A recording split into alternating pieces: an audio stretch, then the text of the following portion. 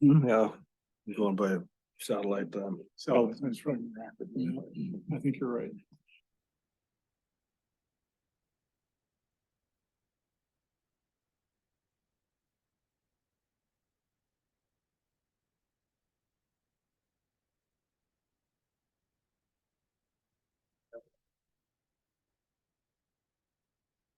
Yeah, it's 12 noon, September 5th, 2023. It's a regular assembly meeting.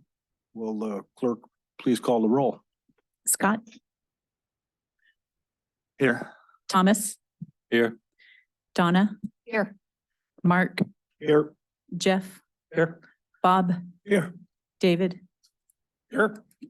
Okay, we have a full assembly in the chambers today. It's now time for the voluntary pledge of allegiance. Pledge allegiance to the flag of the United States of America, and to the republic for which it stands, one nation, under God, indivisible, with liberty.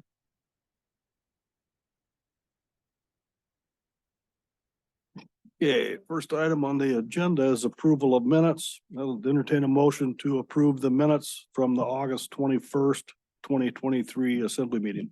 So. There a second? Second.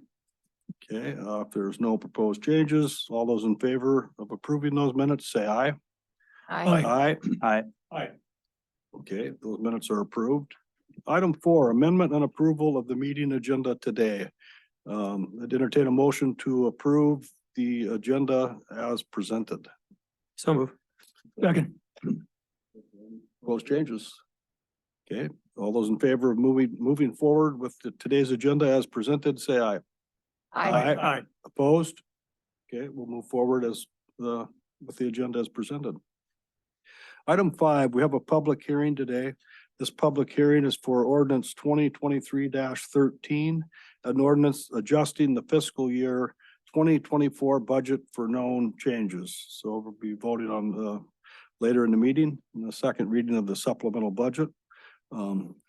Information on this ordinance may be found under agenda item 14A. Is there anyone in the audience who would like to participate in this public hearing? Seeing none, and once again, clerk, no one is zooming in? No. Okay, the public hearing is closed. No bid awards today. Item 7, persons to be heard on items related to today's agenda.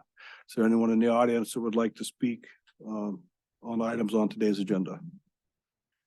Seeing none. Item 8, persons to be heard on items unrelated to today's agenda. State your name and who you represent, please. Hello, my name is Aaron Hankins and I'm representing the Petersburg Volunteer Fire Department. The CERT class that we had scheduled for September 14th through the 17th has been postponed. The instructor has fallen and broken her arm, requires surgery. And we hope she gets better soon, but she's going to teach me how to teach the class so that I can, certify me to be an instructor during this class. And because she's not able to do it, I can't teach the class. So it'll be postponed until sometime around January. So just wanted to throw that out there. Thank you. Thank you for the update. And so that brings us to item 9, boards, commission, and committee reports. There are none. Consent agenda, no items there. Report of other officers. We have a report from the Petersburg Medical Center CEO, Phil Hofstadter. Good afternoon. Thank you. Phil Hofstadter, Petersburg Medical Center CEO. Submitted my written report in the packet. A few things to mention and highlight. One was thank you very much to the borough. We had our first PMC board meeting here in this room, and few learning opportunities, but thank you very much. It was seemed well received, and the ability to provide that level with KFSK and transparency is good, I think, and we're looking forward to that occurring and proceeding in the future. The second thing is, if I didn't mention it previously, I can't remember if I I noted it, but all of our facility assessment, master plan, all of our documents, architectural documents are available in the library for reference, for review. And it was a request from a community member I thought was a good request. And those are not the only documents, but they're copies of, and they're able to be reviewed at the library. So thank you for that. Another thank you for microscope. So the borough provided some funding for a new microscope in our lab, and lab reported back it's a huge improvement, huge improvement on the eye strain, huge improvement on efficiencies and accuracy with microbiology and access to the pathologist remotely. So thank you very much. Related to the facility, we've had similar to, I believe the borough has had dealing with some mold. We are also dealing with that in our facility. It's the solarium section of our long-term care facility is closed off at this point. We've identified some water damage that's been ongoing, and we're having it assessed currently, and we have to get it repaired. So pretty big deal for our long-term care residents and long-term care facility. So more information to come on that. The rainforest run occurred yesterday. Thank the wellness group, Julie and Becky, for helping put that on. Despite the rain, there was a pretty good turnout for that. So thank you for that. I don't know if there's any questions. The only last thing I would mention of highlight that that's a positive is our HRSA grant for behavioral health. We received some funding related to that for 1 year. It's to build out and have access to psychiatry, and we'll have a little more information as that progresses. But that's a positive. We're I don't know what the batting average is, but we submitted 4 grants to help support some of our services. We received 2, and we did not receive 2. Despite a pretty high scoring. So it just shows that it's very competitive out there in the healthcare landscape. Everyone's advocating for funding. We feel very fortunate to have a Falls grant that's rolling out, and also our behavioral health grant. I don't know if there's any other questions, but those are the highlights. Marsh? Yes, thank you. Mr. Hofstadter, would you explain, and I think I shot you an email later this morning, on the work WERC facility. I understanding from the report that the state funding is connected with that, and you had to make some adjustments in order to more solidify that funding. Is Yeah, that correct? the funding is sponsored by the state through the Department of Treasury. And so and again, we have had to, even though it's been a year, we haven't received that funding completely. They have some very strict requirements for that funding. It's $20 million the state supported as pass through for that. And we're working with the Department of Treasury to make sure that we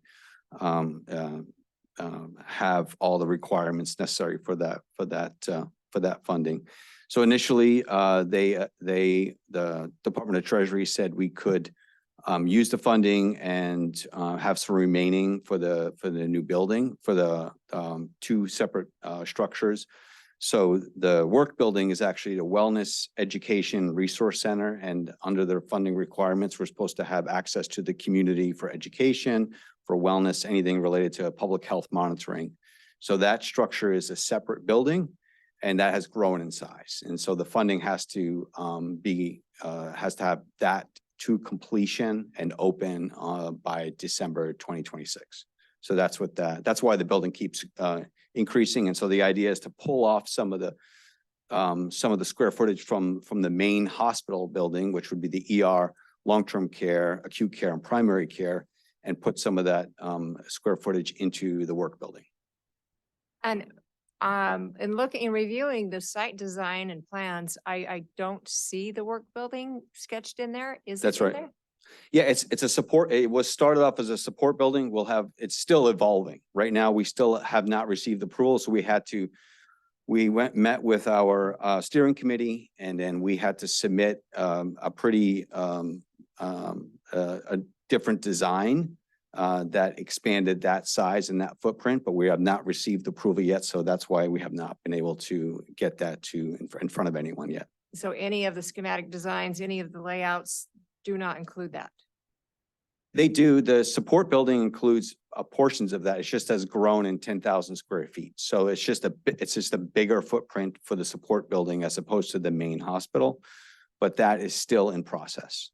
So as a follow-up, in order to receive this money from the Department of Treasury, a new facility has to have a community education wellness resource center. That's correct. Yes, that's always been the parameters of the grant. That's always been the parameters of the grant.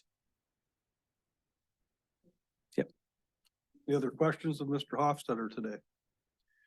Thank you for your report. Thank you.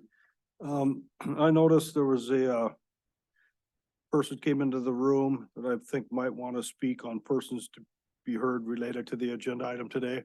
And since he works from 8 to 5, you know, he's here at his lunch hour, so I'd like to ask him if he'd like to speak. Mr. Ranter?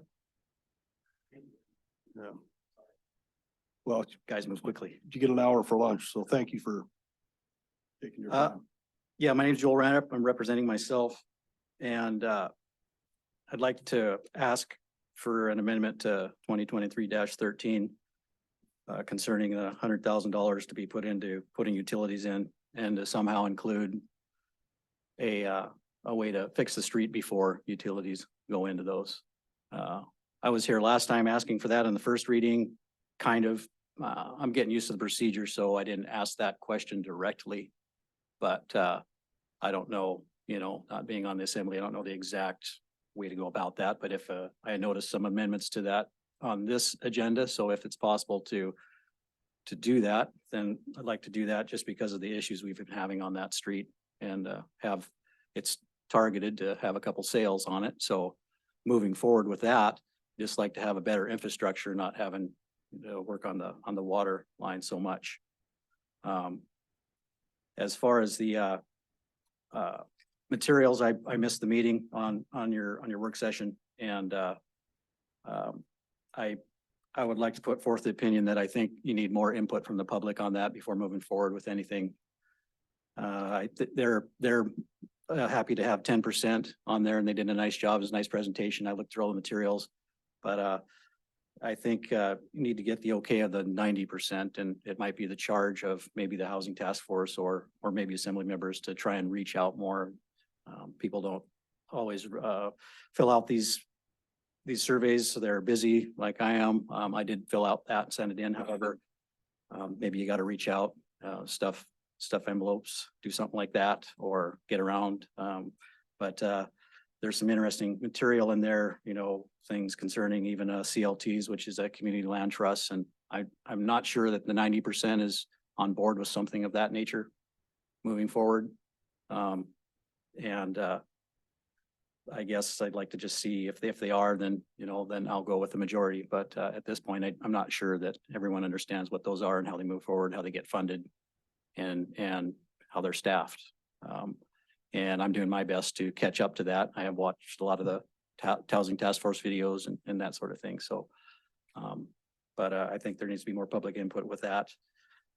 And the last, I'll leave you with a question, because I don't get to do a lot of research within all the assembly, how things work within the city. But it seems to me that if we're moving toward, like the housing task force is, with trying to make properties available and do different things, and I'm not sure why we're draining the fund for certain city projects. You know, I noticed last meeting, it was mentioned to take money out of that for Parks and Rec sewer facility.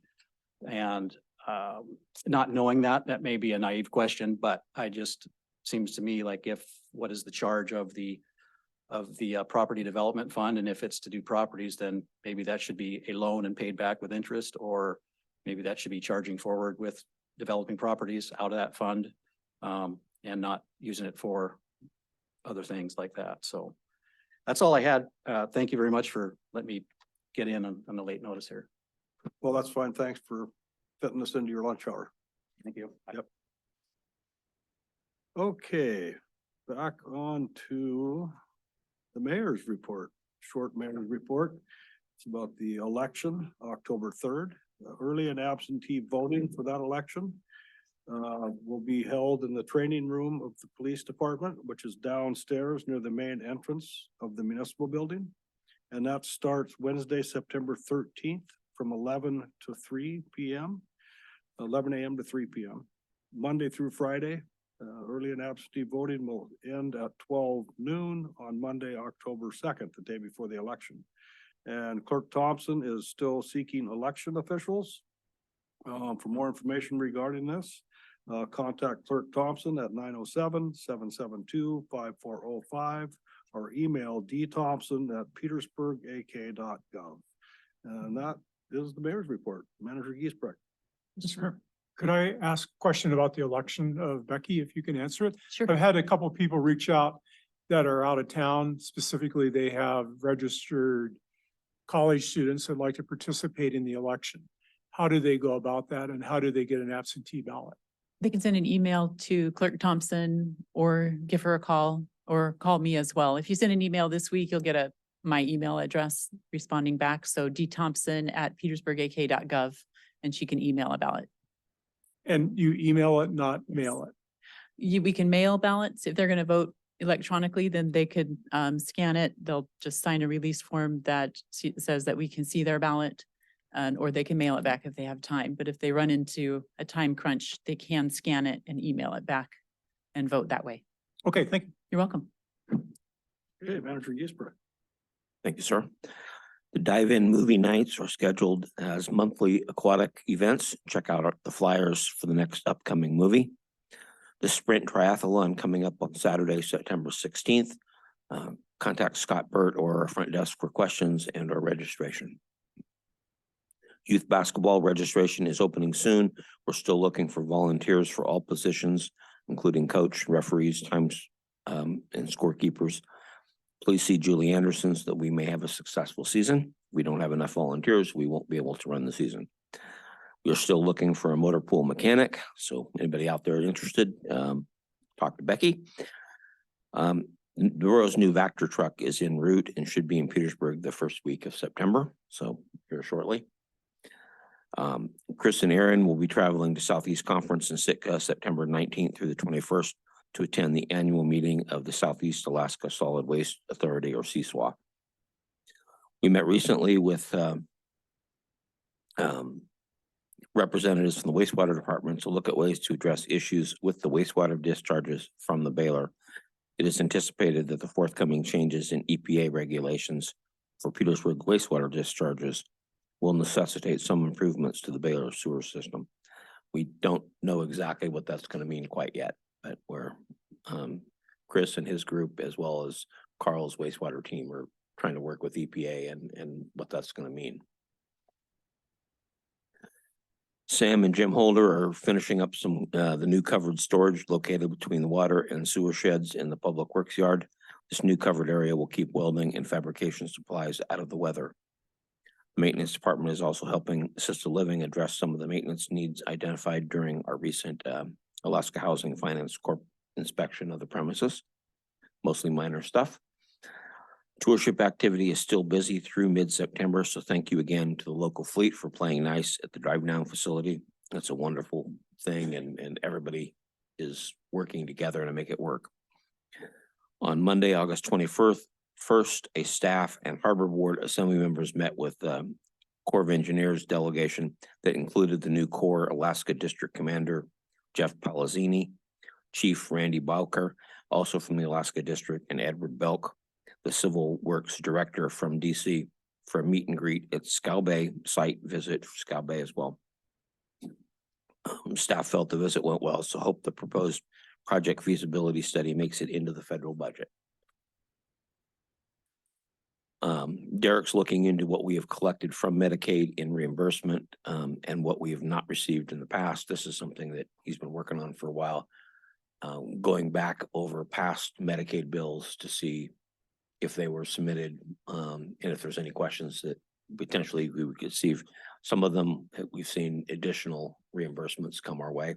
Others we're right on target. So again, it's something he's working on. We should have our assisted living kitchen back this week. We do have a resident that needs to go to Juneau to see a specialized doctor, and we're working with Medicaid to see what else we can do to help get the resident up there. Water staff completed a hydrant flow test near the new hospital site, and the wastewater staff is replacing the force main under the Dock Street pier that serves the Coast Guard and making good progress in a very tough location to work. Request to proceed with a land acquisition scenario at Pump Station 4 will be forthcoming at the next assembly meeting. Discussions with the neighbors are ongoing, and Carl hopes to finalize the path and request authorization to move forward at the September 18th meeting. Power and Light responded to a request for further information from the Department of Energy regarding the Section 243 grant. It's still anticipated with award of this grant, the Blind Slough project would receive about 2.7 million. Blind Slough Hydro is moving forward. However, the contractors had some difficulty with removal of concrete from within the powerhouse, also with drilling into the bedrock to install the new generator foundations. Gills Hydro, manufacturer of the generating equipment, is part of our contract with them, will be in Petersburg on September 20th to guide McGee and Dawson Construction on the installation of that equipment. Skyway Generator number 2 RFP resulted in 4 proposals being received. Power and Light is working with the highest ranked proposer, Marine Services Inc., Verde Power, to achieve satisfactory terms on the unit that was proposed. Power and Light is advertising for an electrician operator with the news that our current electrician is resigning and moving south. The department's journeyman lineman position also remains open with very few applicants. None that were qualified. Both applicant pools for these positions are currently empty. The library summer reading programs have wrapped up. Over 250 people of all ages participated this year. Thank you for the many individuals and business whose donations make these programs possible. The library is now selling hoodies featuring original artwork by Doris Olson. Proceeds help support programs and activities at the library. Our auditors, BDO, will be in town between September 11th and the 15th, conducting their annual audit. Finance staff is currently preparing and pulling samples for their pre-audit testing. If anyone has any questions from the assembly for them while they are in town, they will set up a conference room in the municipal building during this time, and you can talk directly to the auditors if you'd like. Commissioner of Natural Resources acknowledged the timely filing of the borough's appeal regarding the parcels at Hood Point and Prowley Point. The commissioner agreed to waive the stay on lands adjudicated under the most recent decision that are not part of the borough's appeal. This means the borough now has management authority over the lands approved for conveyance, and that the borough may request a survey determination to move certain selections closer to conveyance. Liz is working through all of the paperwork on those. And that's it, unless there's questions. Any questions of the manager? Member Lynn? Yeah, question related back to management authority on those lands. When you say management authority, what are we actually, can we actually develop it, or do we have to survey it? What's the? That's through the mayor. That's the survey determination. So kind of the next step in the process is to determine just is the surveys that might exist, are they good enough, or do they have to be resurveyed before we can finally have actually property that we can do something with? So that's kind of the next step in the process, is determining. Sometimes property's been surveyed, but the state of Alaska does not view the survey as valid. So then in that case, they'll come back to us and we'll have to pay to have it resurveyed. And we're not there yet. We don't know yet, but that's the process. Is there is the borough's responsibility then to go through and to see whether or not what surveys are there and so forth, or is that state responsibility, or how does that work? Through the mayor, it's a joint responsibility. So we work with the state. They have records on potentially surveys. We also see records for some cases the Forest Service or others may have surveyed things. And then we have to wait for DNR to tell us if the survey that we have access to is good enough for their purposes. Thank you. Yes, sir. Yeah, thank you. Kind of a follow up to Member Lynn's question. So DNR's turned that land over to us? Not yet, not until the survey is determined to be complete. And a couple other questions. Last week, we received the report from APEI on the Human Resources and Safety Report. Hmm. Will that document be on the borough's website so community members can look at it? We haven't talked about it yet. We released it to the assembly, so you guys would have a chance to look at it, and if you have questions, I'll talk to Barbara, the CEO. And I think she was hoping if you guys had questions or any changes to it, that they would know before we made it public beyond that. But if no one has any changes to it, then there's probably no reason not to have it on the website. My last question is regarding the motor pool mechanic. Are we at a point sometime in the near future that that's gonna be a crisis up there about working on our rigs, or what are we thinking? Through the mayor, yeah, I mean, we're getting into winter time when there's a lot of prep work that has to be done on vehicles to get them ready for tire chains and so on. And we only have one mechanic, the foreman right now, so it's not crisis because we have a crew that works together. So Public Works has jumped in, other folks have jumped in. And we've got local suppliers that in some cases, you know, if they're available, could possibly help us out on some things, but it's not a pleasant situation to be in. Thank you. Any other questions? Member Marsh? So regarding the wastewater at the Baylor, I'm wondering how that conversation came to be. Is it, do we just have a routine conversation with EPA from time to time, or do they come and do reviews and say, well, there's a problem? I wonder if you could explain the history of how that came to even raise a concern. This would be the gentleman at the back there. Yeah, sorry. Through the mayor, that is a great question, and it has to do with our discharge permit at the wastewater plant. We've been operating under administrative extensions of that discharge permit for over 20 years. And EPA and DEC are now finally looking at renewal of our permit. And normally these would be renewed every 5 years. So that's when that discussion would happen. And in this case, EPA is the regulatory authority over 301H waiver plants, primary treatment plants, which we are one of the few in the state. And they took a very long time with staffing issues and a whole list of excuses, but they chose to administratively extend lots of permits throughout the state. And now we're faced with dealing with not only this issue, but others as that permit gets renewed.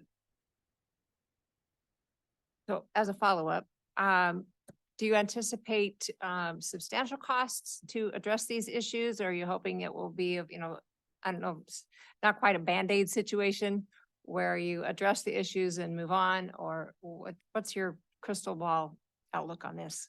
Sure. Well, through the mayor, there are a couple different levels to that question or the answer.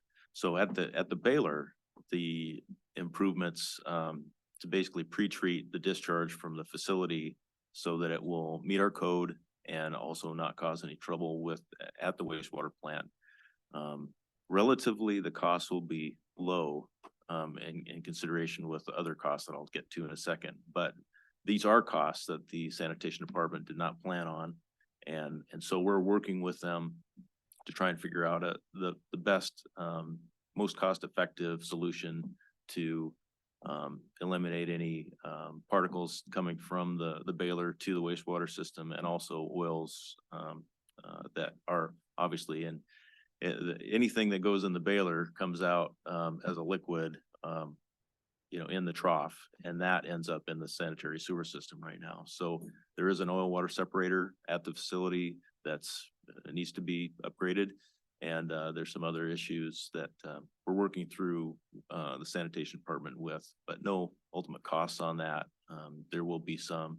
The big costs for the permit renewal are going to come with the need to disinfect our discharge from the treatment plant at a tune of, you know, $8 to $10 million.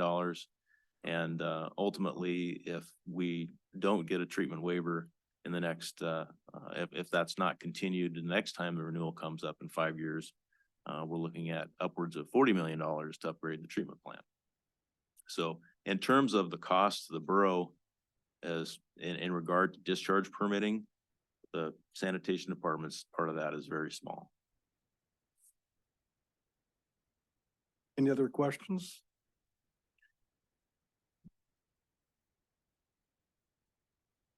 You kind of piqued my interest there on the 40 million number. I hadn't heard that one before. Could you elaborate? We'd have to completely rebuild our wastewater treatment plant. Is that what I heard correctly? It's not a complete rebuild, but it is an addition that would provide a biological treatment process, which we do not have now. That is a very expensive project.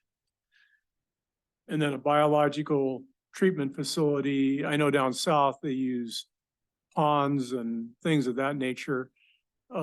Is that what you're kind of referring to that we'd have to do that we're not presently doing? It's ponds, treatment ponds are one way to do it. There are a few different ways to add secondary treatment to a plant. And it relies on microorganisms and their health to actually process the waste and turn it into water and carbon dioxide. It's kind of simplified, but the actual construction of something like that is not simple at all. And it involves a lot of space, a lot of construction. And then after the project is done, it requires a lot of oversight and operation, much more than what we have now. So not only is it going to cost us a lot in capital costs up front, but the operational costs are going to go up dramatically too. It's in our best interest to maintain the treatment waiver as long as we can and avoid secondary treatment. The disinfection process sounds like that's probably going to hit us no matter what. But my hope is that we can avoid the secondary treatment for perpetuity. We'll have to see. The fact that Anchorage operates a primary treatment plant, they have the same 301H waiver that we have, helps us. The last cost estimate I saw for Anchorage to upgrade their treatment plant was $2 billion with a B. And all of these utilities are enterprise funds. So that all comes back to ratepayers, even in Anchorage. And, nobody wants a $200 wastewater bill every month. Other questions of the manager on his report? Member Marsh. I do. Again, thank you. Can we go to the blind slough project? Please. Same guy. Yeah. Same guy. Okay, so through the mayor, with the manufacturer coming to assist, are there additional costs going to be incurred? For the mayor, that's a good question. No, actually no additional costs. As part of Jilk's bid for the equipment, they provided staff on 2 different occasions to come to Petersburg, one for installation of the turbine generator and other equipment, and then another period of time for testing and commissioning and startup of the plant itself. And both of those trips allocated 40 days separately. So we're definitely covered on that, and there will be no additional costs for their participation. Okay, if there's no other questions of the manager, we'll move on the agenda. Item 14, unfinished business. First item under that is ordinance 2023-12. This is an ordinance amending chapter 4.08 of the former City of Petersburg Code to account for borough formation. This is the third and final reading. This ordinance was unanimously approved in its first and second readings. Entertain a motion to approve this ordinance in its third reading. Second. Made by member Mucci, seconded by member Lynn. Is there any discussion? Call the roll. Donna, Yes. David, Yes. Scott. Yes. Thomas, Yes. Mark, Yes. Jeff, Yes. Bob. Yes. Thank you. -12 passes unanimously in its third reading. That brings us to ordinance 2023-13. This is an ordinance adjusting the fiscal year 2024 budget for known changes. Passed in the first 2 readings unanimously, I believe. There are 7 items that were passed in the first reading. There are 2 amendments being requested as follows. Public Works Director Cotter requests to add 2 14-yard garbage containers to the current supplemental budget. one to be stationed at the school to help with their bear issues, and one to be on hand when contractors or members of the public need this size of container temporarily for large projects. That dollar figure is $26,000. There is a recommended motion if someone would like to make that when we get to that point. And there's another amendment proposed by Director Casey from Assisted Living. Request to add $16,075 to the current supplemental budget to pay for repairing the assisted living kitchen, which sustained water damages and is currently not operational. And that dollar value is $16,075. So I'd entertain a motion to adopt ordinance 2023-13 in its second reading. So move. Second. Motion been made by member Mucci, seconded by member Kinsinger. Any discussion? Member Marsh. So where do these amendments fit in? Are we voting on them separately outside of this main motion? I would think we would want to make the amendments to add to the main body of the supplemental budget. And if they pass, they'll be added. If they fail, they won't. So we're looking for, if someone's willing to make the motion, I would do it in order. So I would vote for the request from Public Works Director Cotta. Member Mucci? Yeah, thank you. I'd like to move to amend ordinance 2023-13 to include an additional expense of $26,000 to the supplemental budget for two 14-yard roll-off garbage containers to be paid for by the sanitation department. Is there a second to that motion? Second. Motion's been made and seconded by member Mucci, seconded by member Kinsinger, to add that, request. Discussion. Member Marsh. Yes, well, in light of especially what was just presented to us by Director Hagerman, and I think there's a simpler solution to the bear problem, and that would be maybe a 30-06. Bear meat is pretty good. I think it's more than just a garbage issue that the bears are in, it's a safety issue. So I am certainly not opposed to dispatching some bears. But second, primarily the cost is that $26,000 for two garbage cans doesn't seem like a ton. And it's not a huge amount, but I think you can nickel and dime yourself to death on needs, and to have a spare garbage can, if, you know, I realize it's a 14-yard container, could be helpful, but I think in light of our current situation, we can't afford it. Any other discussion on the proposed amendment?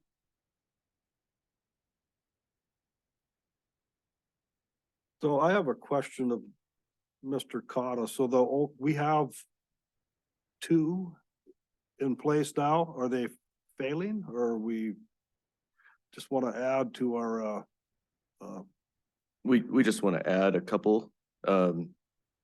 We've been phasing out our metal dumpsters for years. We have a few of them still left in circulation, the smaller ones. The 1.5 to 3 yard containers.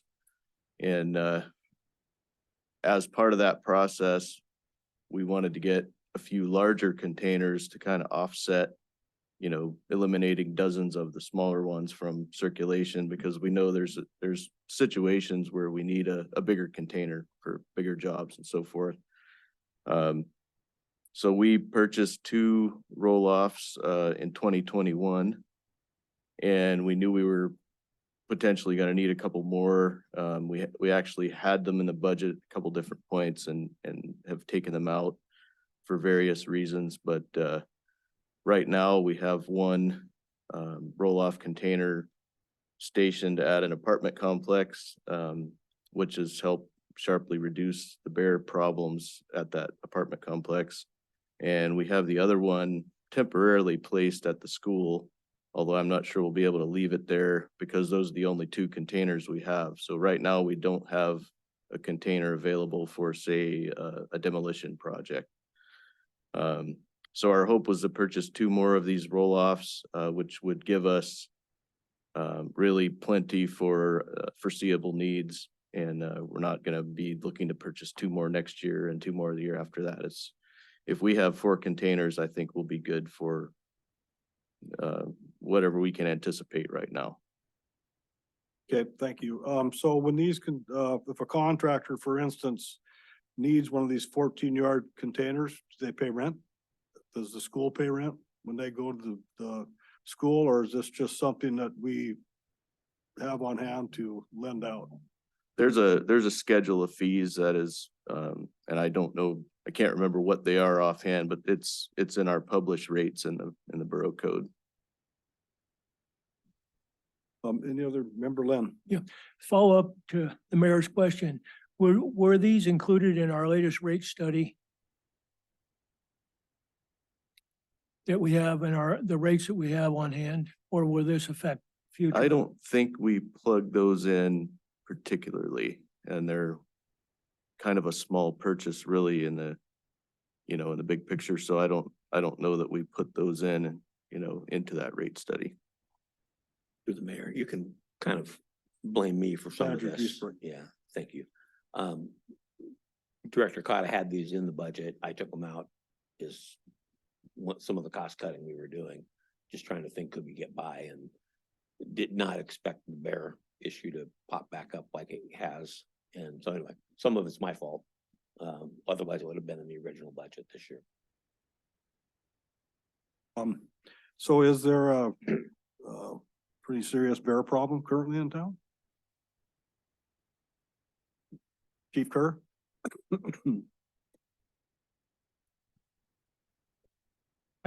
You just come up with it.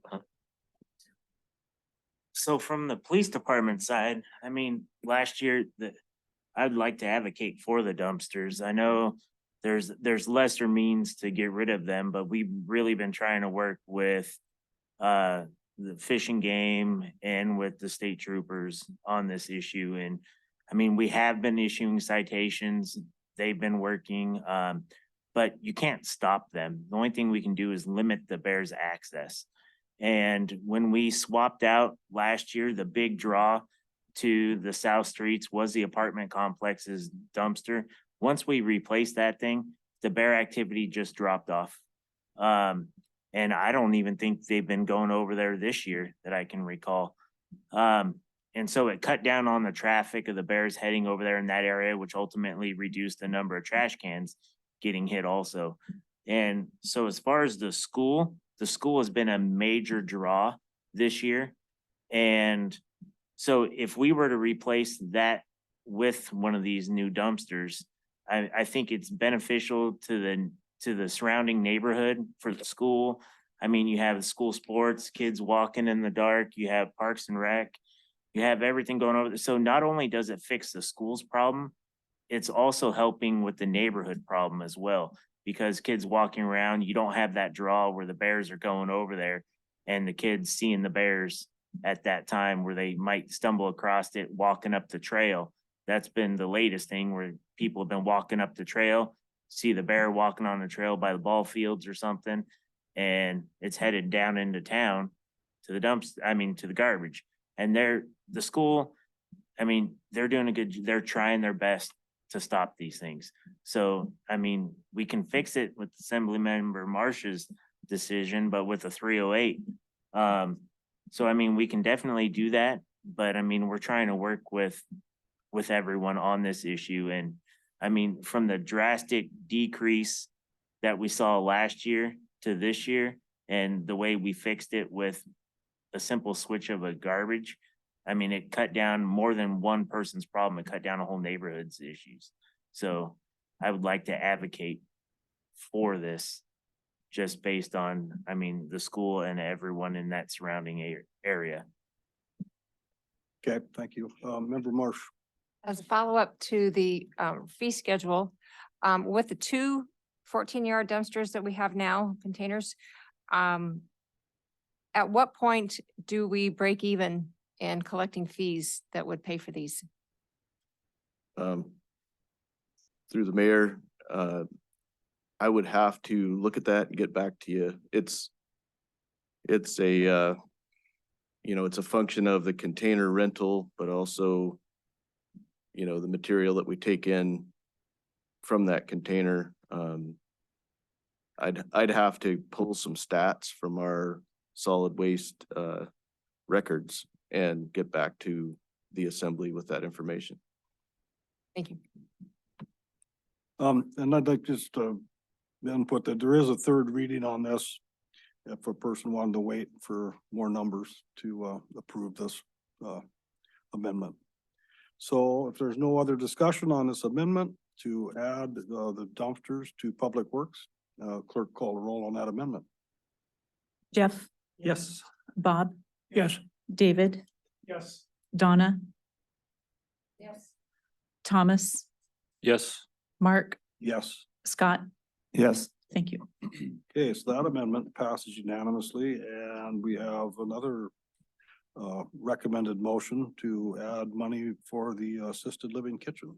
Member Mucci. Thank you, Mr. Mayor. I'd like to move to amend ordinance 2023-13 to include an additional expense of $16,075 to the supplemental budget for work at the assisted living facility to repair the water damage in the kitchen. Is there a second? Second. Motion been made by member Mucci, seconded by member Lynn to add $16,075 to the supplemental budget for the assisted living kitchen repair. Discussion. Question, I guess this is the storage room that became a kitchen, so this is like an upgrade? Through the mayor, when we went back to look at, what we didn't understand was why there was not a floor drain in the assisted living kitchen. Because was part of the cause for the problem. We found out that the original plans had that room not as a kitchen, but as a, basically a warming station. So storage room / just to keep food warm. It appears the original plan was to use the elderly housing kitchen for assisted living and then just move the food down. Over the years, that became Mountain View Food Services domain.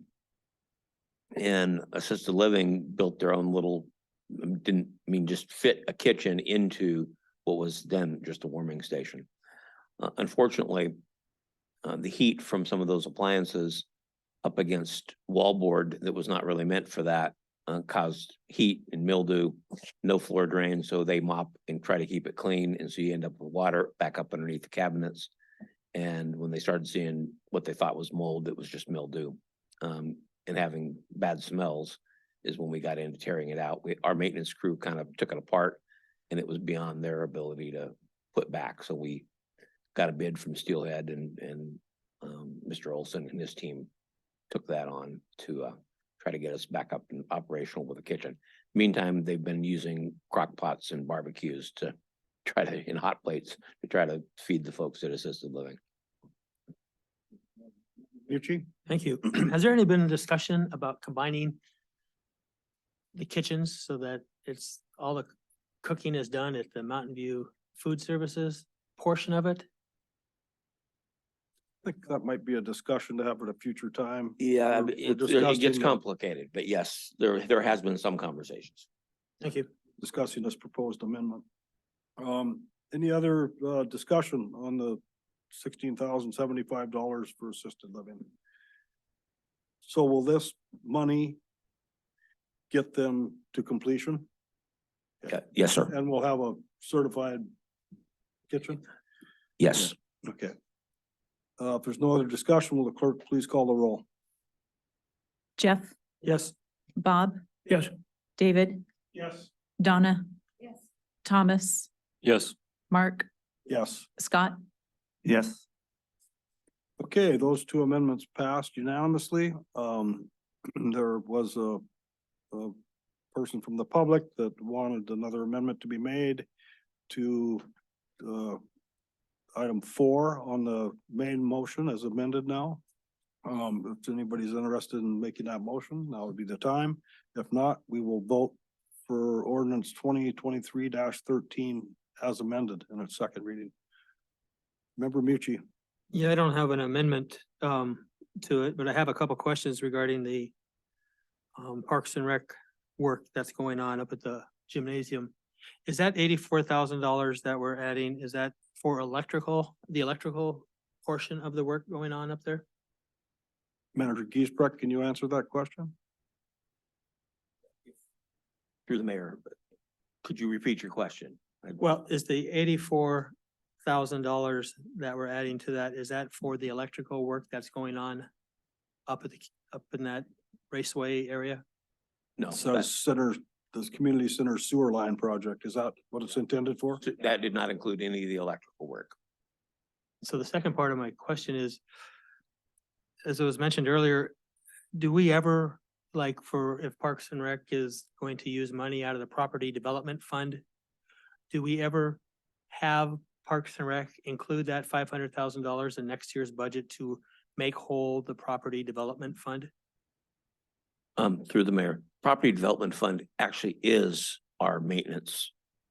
In other words, that fund is set up to fund projects like the sewer project in general fund departments. So it's not solely for the use of developing lots. It actually is set up to be used for projects like it's being used for. So borough-owned projects, property that needs maintenance on it, as well as other things. It's a wonderful fund when we've got money in it, but it goes quick when you start having big maintenance problems. Just to follow up, it just seems weird that a fund that's called Property Development Fund is being used for building maintenance. And is there ever been your thought that you might need a building maintenance fund by itself to maintain borough buildings so that the Property Development Fund could be used for actual property development? That would be up to the assembly. Yeah. Okay. Okay, any other discussion? Member Lynn?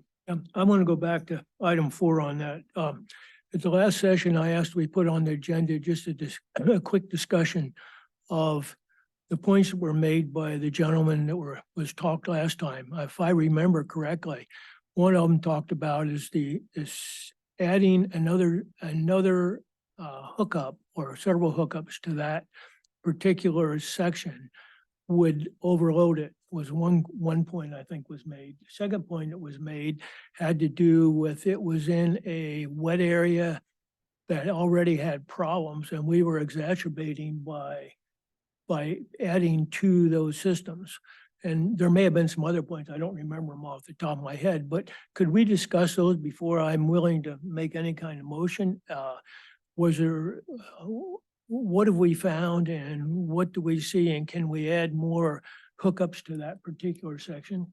So, Would that be a question for? Yeah. Mr. Hagerman? If I could add before he handles that. Just to go back a little bit. Carl and our staff was asked to provide possible lots that could be developed with minimal costs. And the Lake Street lots were on that list. Then those got chosen, to spend the money to develop them. There's a reason a lot of those lots haven't been developed is because they have issues like the roads floated, utilities need to be upgraded.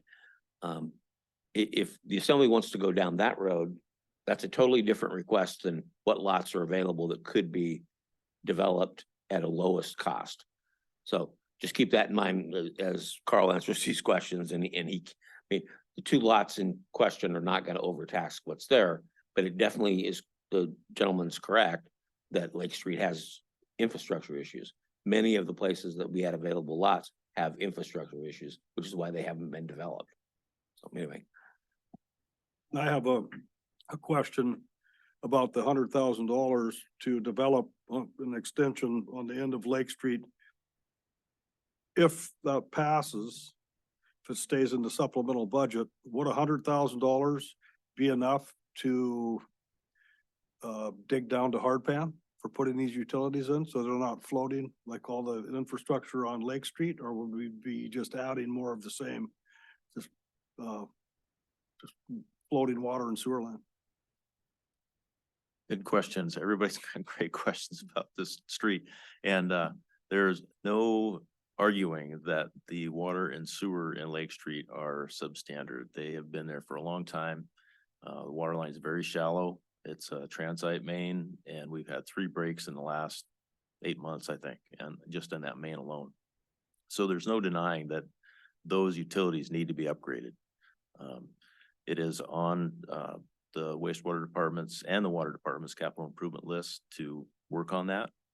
We have some money in a capital project fund right now to start engineering and I haven't started it.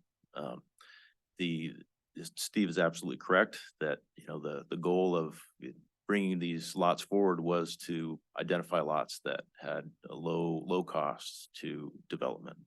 That was the push from the assembly to find these types of opportunities to bring forward to help with the housing issue. The fix for Lake Street is much larger than $100,000. Mr. Mayor, your question was if that $100,000 just for the short extension on the north end of Lake Street is enough?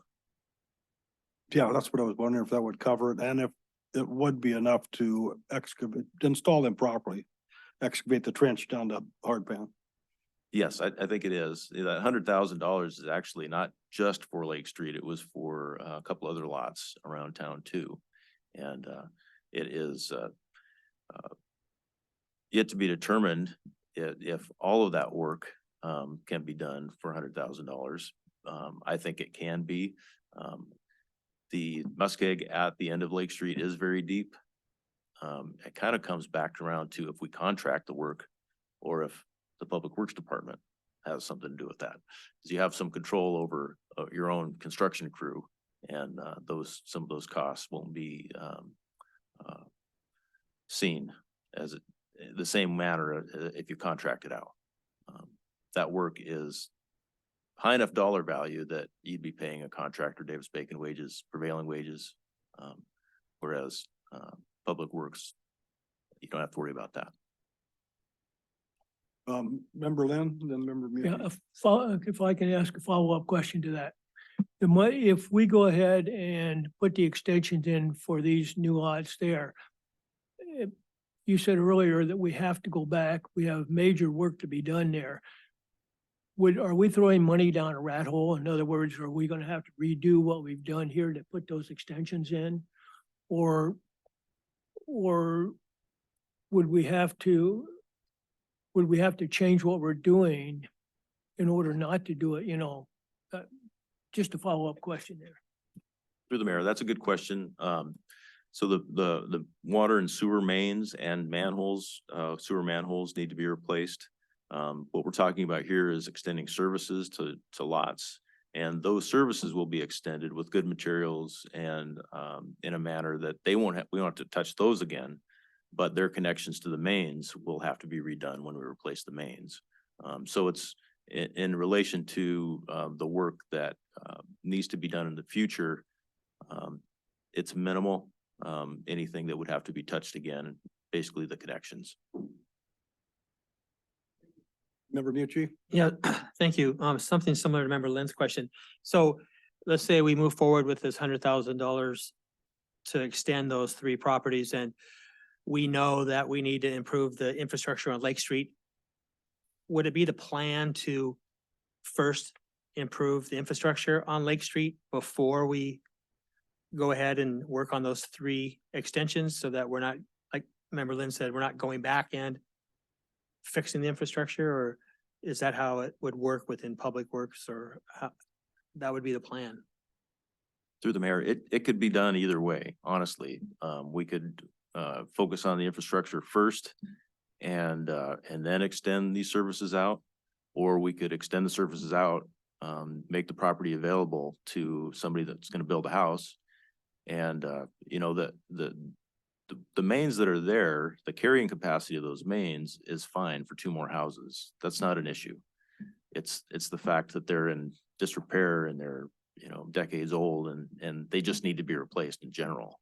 But the carrying capacity is there for the houses. So it really depends on the priorities of the assembly.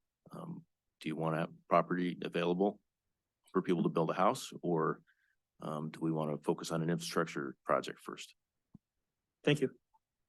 The way I see it, excuse me, Member Kinzer, the way I see it is this language in the supplemental budget under item 4 is to extend stubs to residentially zoned borough lots. It's not to do the infrastructure. So if we vote on this, in my mind, we're giving direction to extend these utilities. That's, that's the way I did read it. Remember Ken Singer? Yes, and I'd also like to point out that once we extend the utilities to these lots, that the lots will go on the tax rolls and we will sell the lots and hopefully we'll recover more money than what it costs to extend the utilities to them.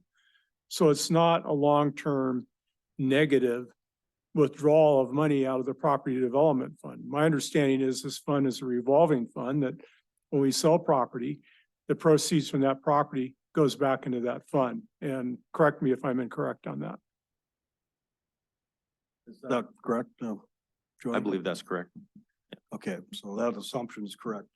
Member Fine Walsh. Yeah, I'll just make a quick comment here. I really appreciate Mr. Randall coming in and sharing his experience. And I think it's important to remember, that as we kind of embark on this project of creating more opportunities for development in Petersburg, we're going to run up against our aging infrastructure.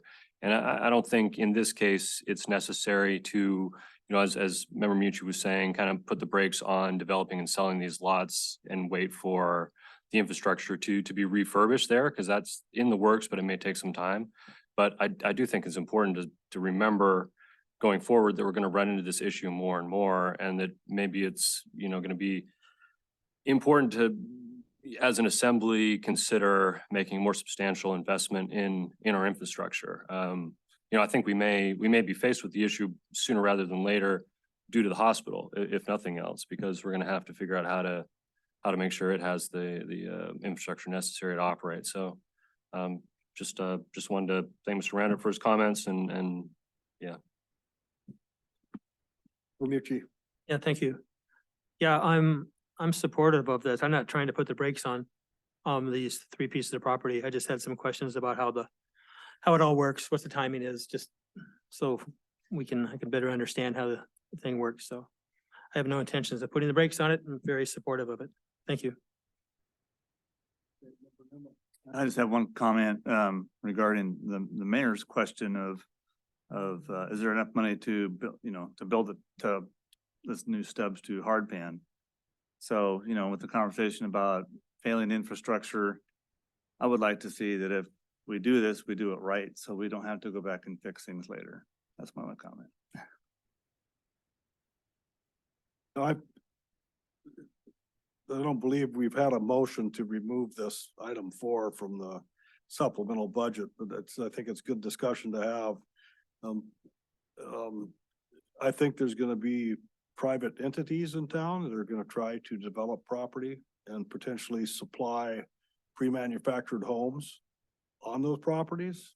And so, I guess spending $100,000 to extend utilities to put some lots up for sale, and if they don't sell, then we have infrastructure that leads to nowhere. It's kind of like the bridge to nowhere down going across Tongass Narrows and Ketchikan. So I'm supportive of the supplemental budget. And like I said, we have one more reading to make any amendments that we feel necessary. So I feel we've had enough discussion on this. So if there's no other input, will the clerk call the roll?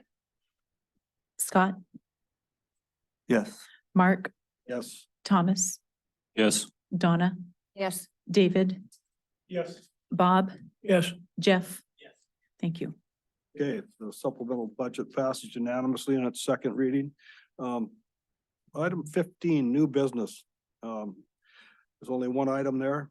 A, acceptance of dedication of easements, right-of-ways, alleys, and roadways proposed on the Alaska Mental Health Trust plat of the South Mitkoff subdivision. The state of Alaska Department of DNR requires borough mayors to sign for acceptance of any land dedicated for public use and for public purposes within the borough, regardless of whether or not the borough has platting authority in the area.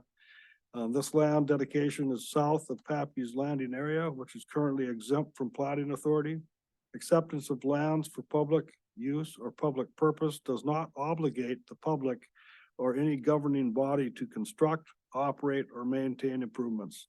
DNR is requesting Mayor Jensen sign the plat of the South Metcalf subdivision. I'd entertain a motion to accept that request. So moved. Is there a second? Second. Motion been made by member Bucci, seconded by member Newman.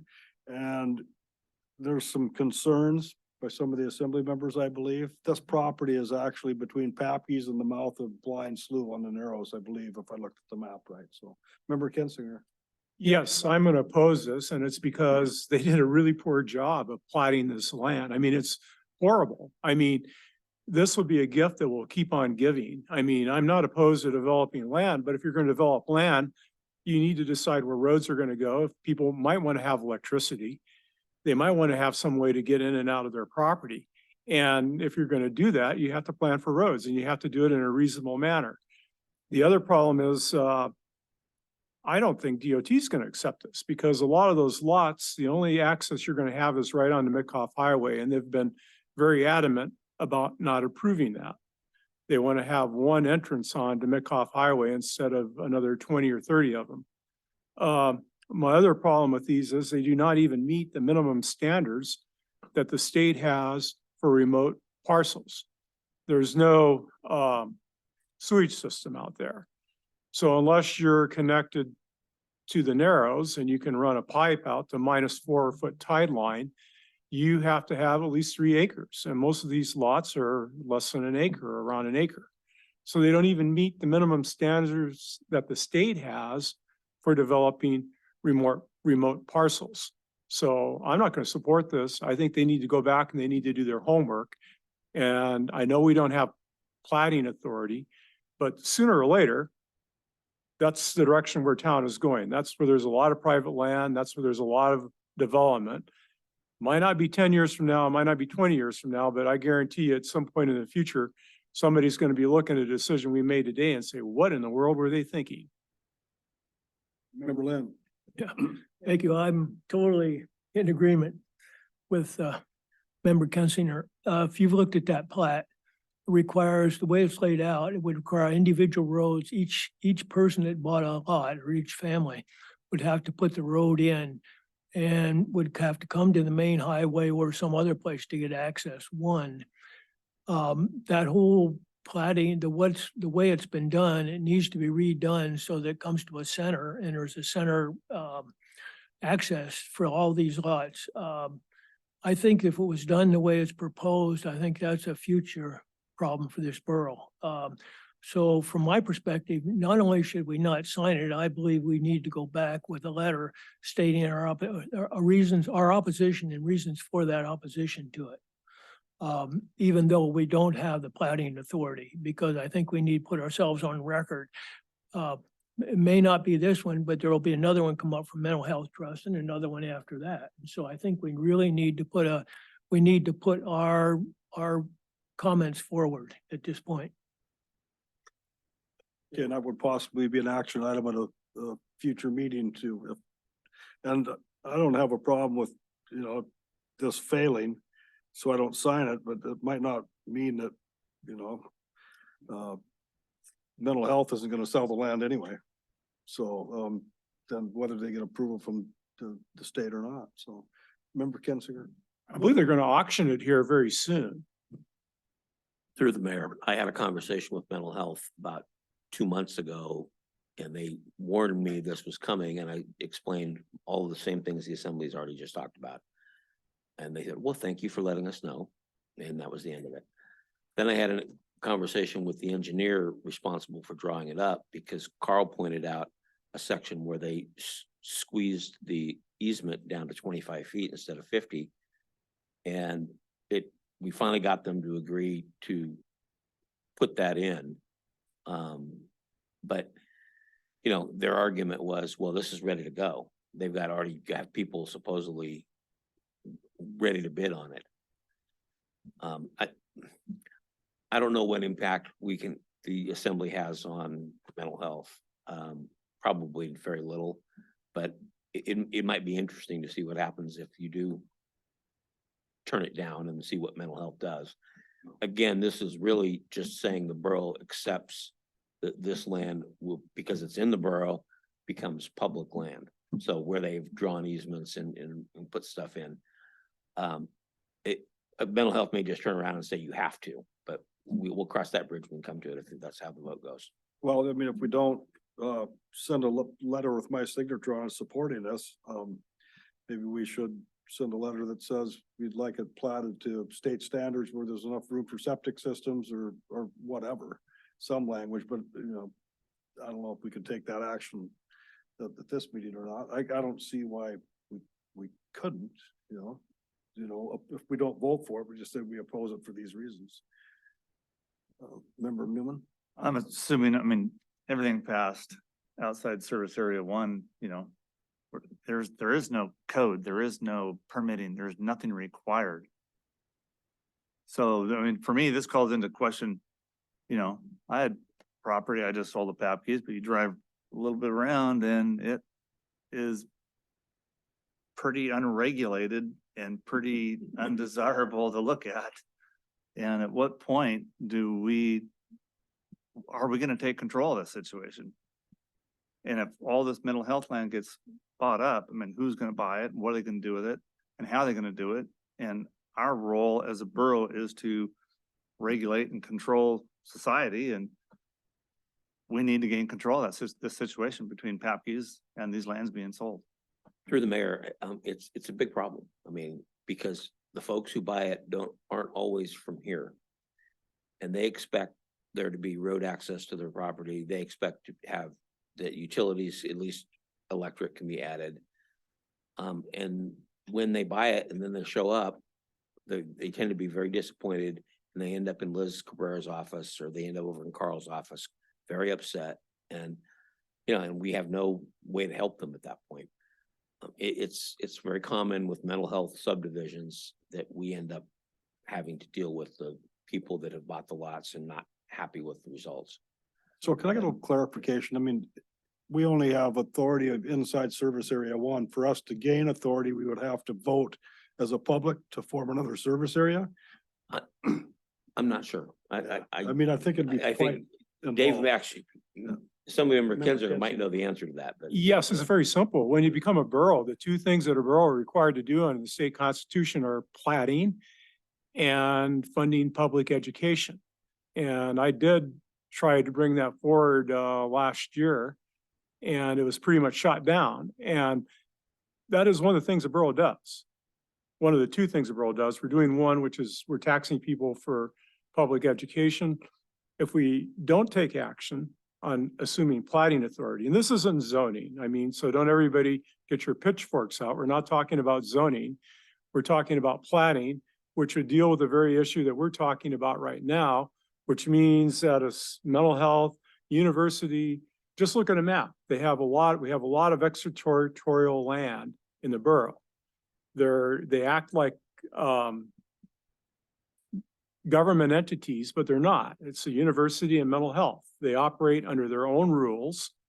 They decide what they want to do, how they want to do it, and then they sell the property, and then we're expected to deal with the aftermath. And trust me, we will deal with the aftermath of this sale. So it's incumbent upon us at some point to do what I assumed we were going to do immediately when we became a borough, and that's to take over the platting authority for the entire borough. It would make things like this a lot simpler to deal with. Member Lynn?